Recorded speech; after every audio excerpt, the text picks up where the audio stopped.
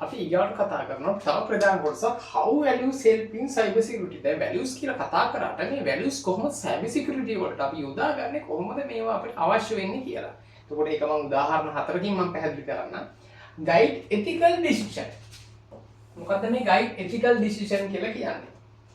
guide අපිට මඟ පෙන්වනවා ethical decision සදාචාරාත්මක තීරණ ගැනීම සඳහා අපිට මඟ පෙන්වනවා මෙන්න මේ values.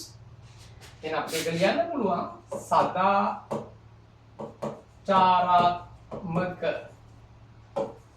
තීරණ ගැනීම සඳහා මඟ පෙන්වීමට සදාචාරාත්මක තීරණ ගැනීම සඳහා මඟ පෙන්වන්න මේ values අපිට අවශ්‍ය වෙනවා cyber security field එකේදී.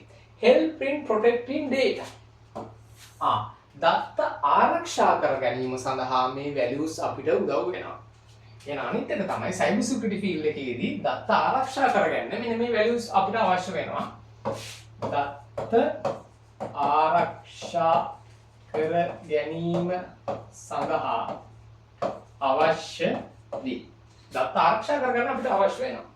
use in ethical hacking. hacking කරනවා කියන්නේ යම් දෙයකට ප්‍රවේශ වෙනවනේ. වෙබ්සයිට් එකක වෙන්න පුළුවන්, පද්ධතියකට වෙන්න පුළුවන්.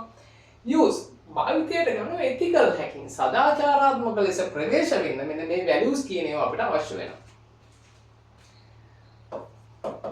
සදාචාරාත්මක ප්‍රවේශ වීම සඳහා මෙන්න මේ values අපිට යොදා ගන්න පුළුවන්. respecting privacy. අපි ගෞරව කරන ඕන පුද්ගලිකත්වයට, privacy එකට පුද්ගලිකත්වයට ගෞරව කිරීම සඳහා මෙන්න මේ values අවශ්‍ය වෙනවා. පුද්ගලිකත්වය සුරකීම සඳහා මෙන්න මේ values අපිට උදව් වෙනවා cyber security field එකේදී. අපෝ මම කිව්වොත් guide ethical decision සදාචාරාත්මක තීරණ ගැනීම සඳහා මෙන්න මේ values අපිට අවශ්‍ය වෙනවා. help in protecting data දත්ත ආරක්ෂා කරගන්න මෙන්න මේ values අපිට අවශ්‍ය වෙනවා.